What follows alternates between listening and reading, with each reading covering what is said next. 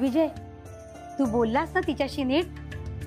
तुझ्या मनात जे काही आहे ते सगळं सांगितलंस ना? तुम्हाला सांगतो अण्णा, एकदा काय लग्न ठरलं ना की आपण दोघे पूर्ण दिवस नागपूर फिरूया. अरे किती जुन्या आठवणी आहेत, मजा येईल परत बघायला नाही का? ते अंबाझरी, सेमिनरी हिल्स, हा हा, आणि ते महाल, ती आपली शाळा आणि ते एरोड्रोम. मजा मजा. अगं काय हे काय कुठे होतीस कुठे? काय नाही अण्णा, ते सहज. काय झालं? चिडका मारणार होता तिथे, अशी हाकलून आले ना त्याला. बरं दिग्विजय, नाही म्हणजे आता अमूल्याशी तुझं सविस्तर बोलणं झालंच आहे, मग काय आता तुझा काय निर्णय आहे? कारण काय आयुष्यातला सगळ्यात महत्वाचा निर्णय आहे. बरं तुला हे माहिती आहे ना, म्हणजे कल्पना आहे ना तुला की अमूल्या आता एवढ्यात लग्न करणार नाहीये? हो हो हो, अरे हो दे तिला डॉक्टर. अरे अमेरिकेत डॉक्टरला किती पैसा मिळतो, आपल्यासारखं नाहीये काही. हो हो, नाही माहितीये मला माहितीये, पण तरीही मी माझी प्रॅक्टिस ठरवून इथेच करतोय, कारण पैशाला महत्व किती द्यायचं माझ्या बाबांनी मला समजून सांगितलं होतं. आता काय इथे सुद्धा अमेरिकेत जन्माला आली, मी बघतोच आहे ना सगळे डॉक्टर्स खोऱ्याने पैसा कमवत आहेत सर. नाही पण माझी अमूल्य त्यातली नाही बरं का. हा काय? हो अण्णा, मी भारतात असो किंवा अमेरिकेत, मी काम करेन तर तुमच्यासारखंच. अरे बस बस बसा. हाकललं नव्हतंस का नीट? अगं हाकललं होतं, सांगते तुला सगळं नंतर.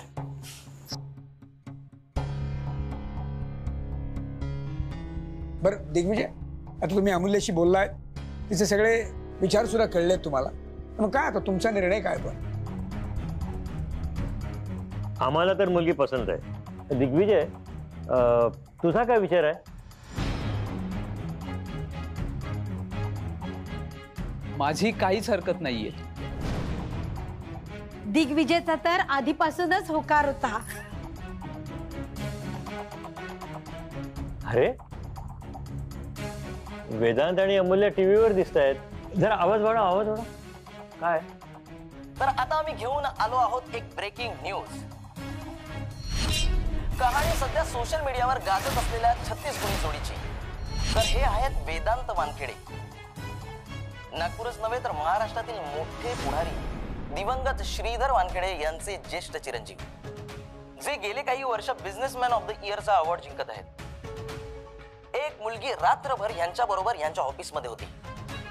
तर ही आहे ती मुलगी, डॉक्टर तुंपलवार यांची मुलगी अमूल्य. आता ऐका यांची कहाणी. एक यशस्वी बिझनेसमॅन आपल्या कार्यालयातल्या मुलीसोबत रात्रभर राहतो आणि ती त्याची कबुली देते.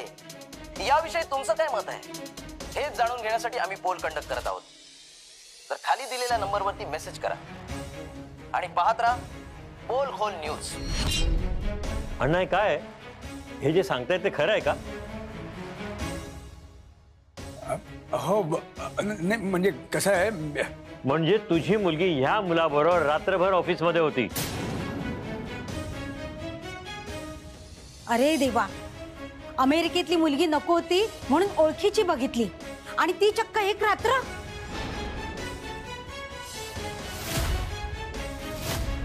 तुम्ही खपवून घेतलं, पण आम्ही नाही खपवून घेणार.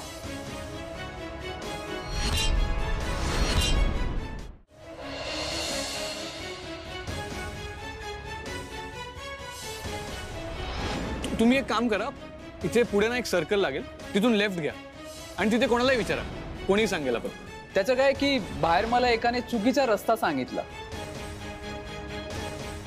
अरे मी ऑफिस मध्ये नसलो तर तुम्ही काय काम बंद करून गप्पा मारत बसता का? तुमचे बॉस नेहमीच असे ओरडत असतात का? त्यांचा स्वभावच तसा आहे. अच्छा, आता मला क्लिअर झालं की हिचा बॉस इथे का आलाय. या दोघांमध्ये ना नक्कीच काहीतरी चालू आहे. जेव्हा आम्ही दोघं टेरेसवर बोलत होतो ना, हा जोर जोरात कॉलवर ओरडत होता आणि मला डिस्टर्ब करत होता. मी याबद्दल अमूल्याला विचारलं, पण तिने सुद्धा याचीच बाजू घेतली.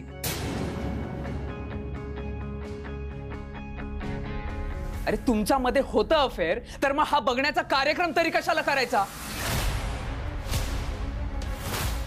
हो ना. आणि ही आम्हाला सांगते मला हवं तेव्हा घरी येईल का? या वेदांतला भेटायला? I am so embarrassed. हो, अशा मुली तर अमेरिकेत सुद्धा आहेत.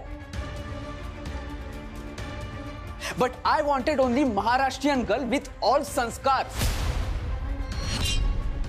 अण्णा दोस्त आहोत आपण. आणि हे काय झुटा सिक्का खबर आता क्या? बस गप्प बसा, गप्प बसा तुम्ही तिघे. एक शब्द बोलू नका आता. काय चाललंय तुमचं? काय चाललंय? आणि काय रे, महाराष्ट्रीय गर्ल विथ संस्कार? I am so एम्बॅरेस्ड.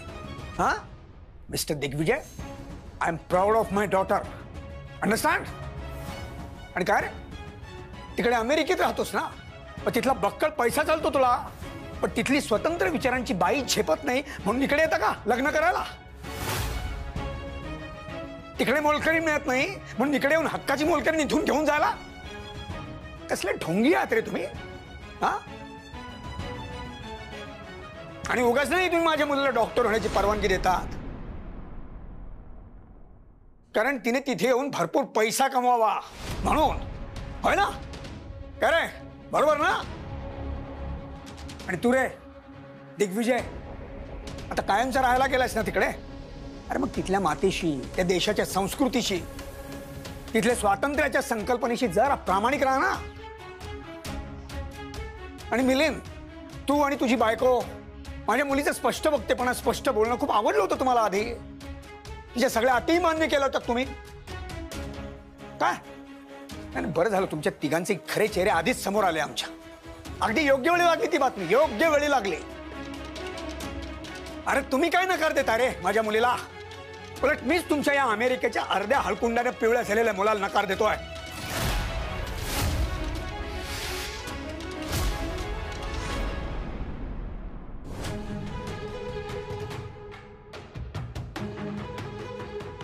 या तुम्ही, या प्लीज.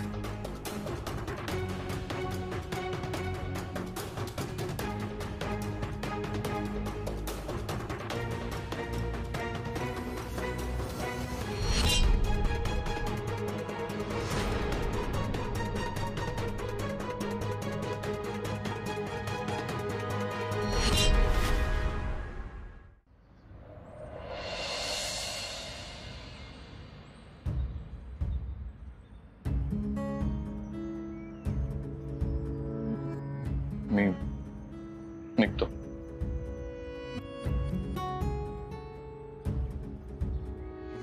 काय झालं? असा शांत कायस? म्हणजे काय बोलू मी? हे जे काही झालंय त्याला मी जबाबदार आहे. माझ्यामुळे तुम्हाला सगळ्यांना त्रास झाला. हे बघ, जे काही घडलं त्याला तू जबाबदार नाहीयेस. त्याच्यात कुणाचाही दोष नाही. पण बघ, ह्या गोष्टीमुळे अण्णांच्या मित्राचा, त्यांच्या कुटुंबाचा खरा चेहरा आपल्या सगळ्यांसमोर आहे. वेदांत, हे बघ, मी जे काही केलं त्याविषयी माझ्या मनात काहीच शंका नाही. आणि मी पोलिसांसमोर साक्ष दिली ह्याविषयी माझ्या घरच्यांच्या मनात काही प्रश्न नाहीत. तू बघितलंस ना अण्णा कसे बोलत होते त्यांच्या मित्राशी. तेव्हा तुला माझ्याविषयी अभिमान नाही जाणवला. आणि बरं झालं, अशा संकुचित मनोवृत्तीच्या माणसांशी संबंधच नव्हता. मूल्य, तुझे आई वडील खूप समजून घेतात तुला. दुसरं कोणी असतं तर खूप आरडाओरडा केला असता. म्हणून तर मी जगाची काळजी नाही करत. मला माहितीये ते माझ्या पाठीशी ना खंबीरपणे उभे. तुला माहितीये वेदांत, माझं जर काही चुकलं ना तर अण्णा रागवतात, पण मग योग्य मार्गदर्शनही करतात. आमच्या घरी नियम आहे, कोणी कोणापासून काहीच नाही लपवून ठेवायचं. अण्णांनी आरडाओरडा नाही केला, पण तू कुणावर ओरडत होतास रे? माहित नाही, ओरडलो विजयला, पण का? मला जर आधी माहिती असतं ना ही लोक अशी आहेत, मी तुला अजून जोरात ओरडायला सांगितलं असतं. पण मला सांग, तू इकडे कशाला आला होता?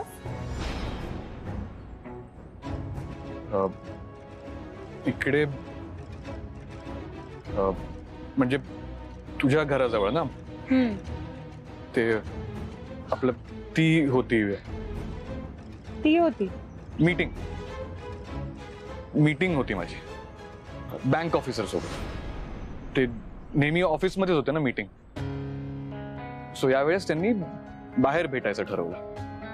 ते इथे जवळच राहतात म्हणून इकडे आलो होतो. आणि मग अण्णांनी बघितलं, ते बोलले की घरी या. मी म्हटलं कशाला, मी जातो ना. पण मग अण्णा जबरदस्ती घेऊन आले मला. सवय नाही अरे तुला कसली? खोटं बोलण्याची.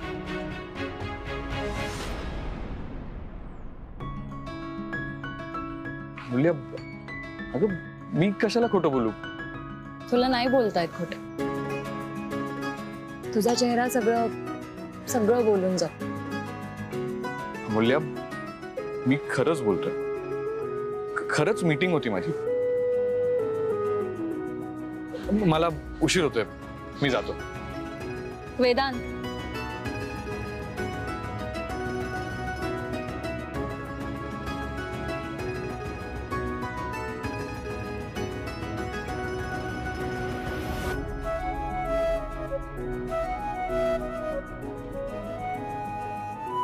तुला जेव्हा सांगावंसं वाटेल तेव्हा सांग. काय? इथे यायचं खरं कारण.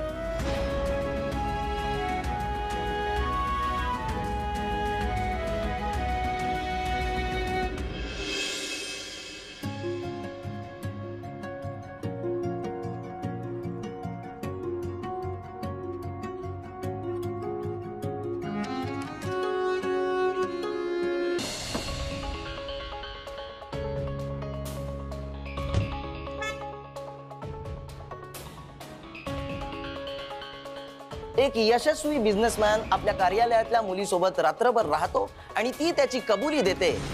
याविषयी तुमचं काय मत आहे? अरे तुमच्यामध्ये होतं अफेअर, तर मग हा बघण्याचा कार्यक्रम तरी कशाला करायचा?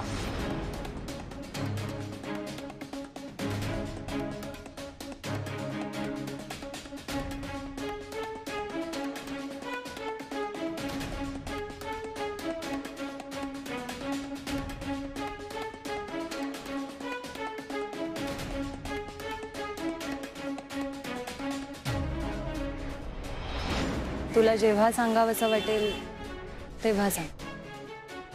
काय? इथे यायचं खरं कारण.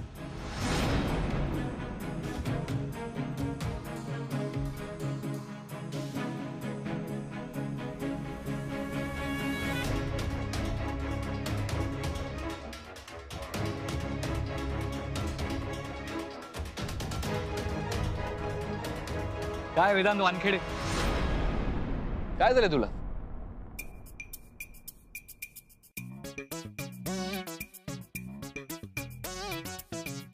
कुठे काय, सगळं छानच आहे. रात्री नागपूर खूप मस्त दिसते. खूप दिवसांनी बघतोय. काय मस्त दिसते रे या रात्री तुला. रात्री सारखी रात्र आहे. तुला अचानक ही रात्र मस्त दिसायला लागले. प्रेमात वेडा झालायस का तू? मी आणि प्रेम शक्यच नाही. काय शक्य नाहीये? अरे अमूल्याच्या प्रेमात पडलायस तू. आता मला सांग, आज तुझ्या 2 मीटिंग्स होत्या, त्या कॅन्सल करून तू अमूल्याच्या घरी गेलास का? कारण तिला मुलगा बघायला येणार होता आणि त्या मुलाला तू चुकीचा पत्ता दिलास. बिचारा दिवसभर भटकत होता. आता हे काय सांग?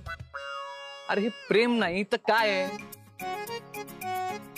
नाही, अरे तो मुलगा अमूल्यासाठी योग्य नव्हतं. आणि अमूल्य पण म्हणाले ना, तो संकुचित मनोवृत्तीचा होता. आणि अशा मुलाशी अमूल्याचं लग्न होणं योग्य नाहीये, अजिबात नाही. अमूल्य ती सुंदर दिसत होती आज, आणि तिच्या बाजूला तो दिग्विजय. शोभला तरी असता का? US return. त्याला ना US लाच रिटर्न पाठवलं पाहिजे. तुला काय वाटतं, तिच्यासाठी योग्य असा मुलगा कोण आहे? मला काय माहित. आहे ना आपल्याकडे परफेक्ट असा मुलगा आहे. कोण? वळून बघ. अरे काय बोलतोयस तू? अरे बघ ना, वट.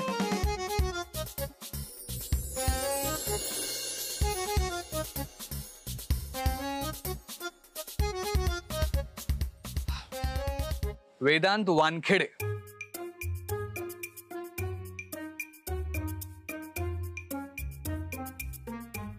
मी? हो, तू. तुला ना वेड लागलाय, ठार वेडा झालायस तू. मी आणि प्रेम शक्यच नाही. आणि लग्न ते इथे अमूल्याशी इम्पॉसिबल. अरे आमचं नाही पटत, भांडणं होतात आमची. आणि हे तुझं ते प्रेम भीम आहे ना, ते विक्रांसाठी ठीक आहे. मला नाही पडायचं आहे भानगड. आणि तुला माहिती आहे ना, मला मुली नाही आवडत. मग मी का पडेन प्रेमात?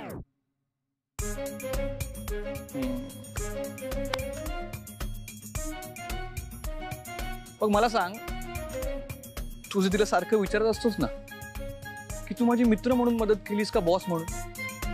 हे जे करतोयस हे प्रेम नाहीये का? मग सांग ना काय? मैत्री मैत्री असू नाही शकत का? मैत्री काय ना वेदांत, मैत्री ही पहिली पायरी असते. आणि मग त्यावर पाय ठेवून पुढचा प्रवास. सुरुवातीला सगळे असेच म्हणतात, आम्ही फक्त मित्र आहोत. जर ही मैत्री नसेल तर मी पण नाही सांगू शकत आहे नातं कुठलं आहे ते. अरे पण अमूल्य म्हणाले का आम्ही मित्र आहोत? नाही ना. पण तुझं वागणं बदलत चाललंय.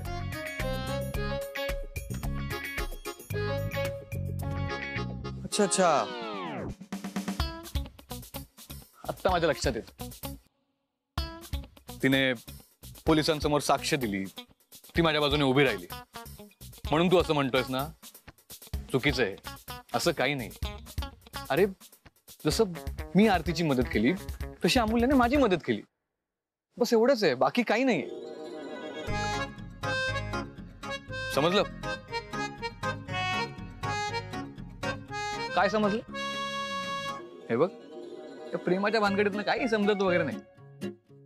माणूस आधी प्रेमात पडतो, मग त्याच्या लक्षात येतं की तो पडलाय. आणि मी बघू शकतो की तू नक्कीच प्रेमात पडलाय. हे बघ, या प्रकारात ना काही समजतच नाही. तू गप्प बस रे.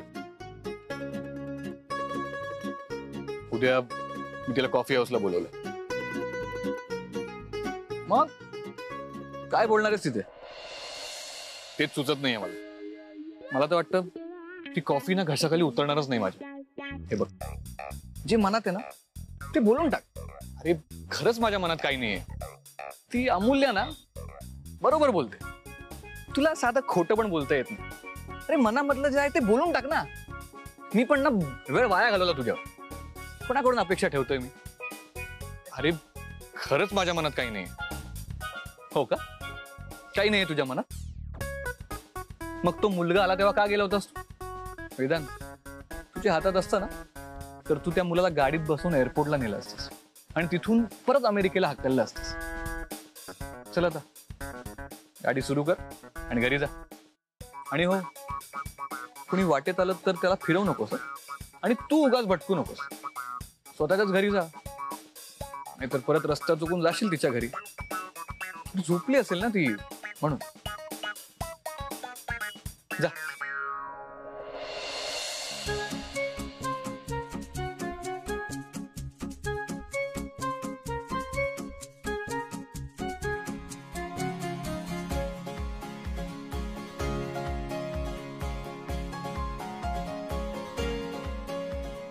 अरे अमूल्याच्या प्रेमात पडलायस तू.